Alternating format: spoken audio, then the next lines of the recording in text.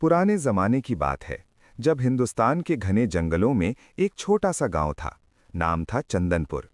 यहाँ के लोग चंदन की लकड़ियों से अपना गुजारा चलाते थे, मगर सबसे कुख्यात था मीर खान नाम का एक लकड़हारा। मीर का दिल पत्थर सा था, आंखें लालच से भरी हुईं। वो बिना सोचे समझे सदियों पुराने चंदन के पेड़ काट डालता, नदी किनारे के घोंसलों को उजाड़ देता। उसके हाथों से कितने ही हिरण घायल होते, कितनी ही चिड़ियां बेघर। गांव वाले डरते थे, पर मीर को फर्क न पड़ता। उसका बस एक ही मकसद था, ज्यादा लकड़ी काटो, अमीर व्यापारी हाजी सलीम को बेचो और थोड़े से पैसे से परिवार चलाओ। उसकी बीवी रुखसाना, एक सादगी भरी औरत, हमेशा रोती रहती। उनका इकलौता बेटा 7 साल का अली एक रहस्यमयी बीमारी से जूझ रहा था। हकीम कहते, ये दवा से ठीक न होगा, दुआओं से होगा। मीर हंसता, दुआएं भूख मिटाती नहीं। एक रात रुखसाना ने सपना देखा, जंगल में आग लगी, मीर जल रहा और अली चिल्ला रहा, अब्बा, पेड़ों की बद्दुआ। सुबह उठकर उसने मीर को रोका, आज जंगल मत जाना, अल्लाह के लिए।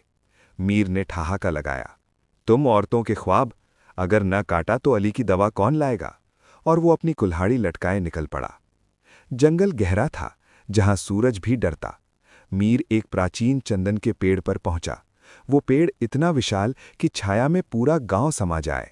उसकी जड़ों से सुगंध आ रही, जैसे कोई जन्नत की खुशबू। मीर ने कुल्हाड़ी चलाई, पर पहला ही वार रुक गया।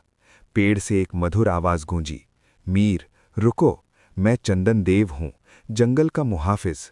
मेरी कटाई से तूफान आएगा, मुझे छोड़ दे, तेरी मुराद पूरी करूंगा। मीर चौंका, पर लालच ने आंखें काले कर दी। मुराद?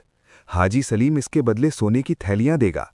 उसने सोचा, अली की दवा, नया घर, सब मिलेगा। उसने पेड़ को काटा। कटते ही पेड़ से एक चमकदार फूल गिरा जो सोने का था। मीर ने उठाया और पेड़ का तना ढह गया, लेकिन हवा में एक उदासी की सिसकी गूंजी। शाम ढली, मीर हाजी सलीम के पास पहुंचा। हाजी ने फूल देखा, लालच से चमका, वाह, ये तो जादुई है, 100 सोने के सिक्के। मीर ने थैली ली, घर लौटा। रुखसाना ने देखा तो डर गई, ये कहाँ से? मीर ने हंसकर कहा, किस्मत बदली। पर रात को अली की हालत बिगड़ी, बुखार चढ़ा, सांसें उखड़ी। मीर हकीम को दौड़ा लाया, सिक्के दिखाए। हकीम ने नब्ज पकड़ी, सिर हिलाया। बहुत देर हो गई, अली चला गया। मीर का दिल फट गया। रुखसाना रोई, मैंने कहा था बद्दुआ लगेगी। बाहर तूफान आया, बिजलियां चमकीं। मीर को लगा पेड़ की आवाज गूंज रही, तेरी लालच ने सब छीन लिया। पछतावा जलाने लगा। मीर ने फैसला किया, फूल लौटाऊंगा। रात के अंधेरे में हाजी के महल पहुंचा। वहां जश्न था, अमीर लोग फूल की नुमाइश कर रहे। मीर चिल्लाया, ये मेरा गुनाह है, लौटा दो। हाजी हंसा, पागल, अब ये मेरा है।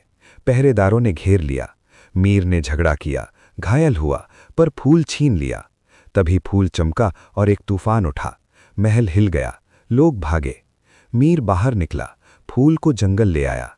वहां रखते ही फूल पेड़ बन गया, वही चंदन देव, लेकिन कमजोर। पेड़ बोला, तेरी तौबा कबूल, लेकिन हाजी का लालच खत्म न हुआ, वो जंगल जला देगा।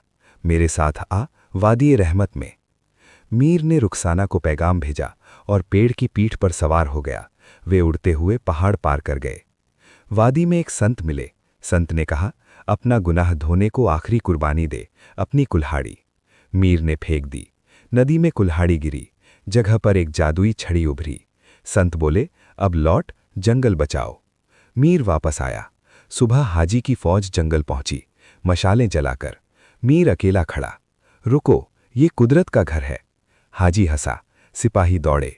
मीर ने छड़ी जमीन में गाड़ी, वो हरी दीवार बन गई, जड़ें सिपाहियों को जकड़ लीं। हाजी चिल्लाया, जादूगर बुलाया, पर छड़ी से रोशनी फूटी, जादूगर हवा हो गया। हाजी गिड़गिड़ाया, माफ करो। मीर ने कहा, जाओ, लेकिन जंगल छुओ मत, असली दौलत रहम में है। हाजी भागा, पागल हो गया। मीर ने रुखसाना से सुलह की, वे बाग लगाए, गांव फला फूला। सालों बाद मीर बाबा कहलाया। उसकी मौत पर जंगल गाया।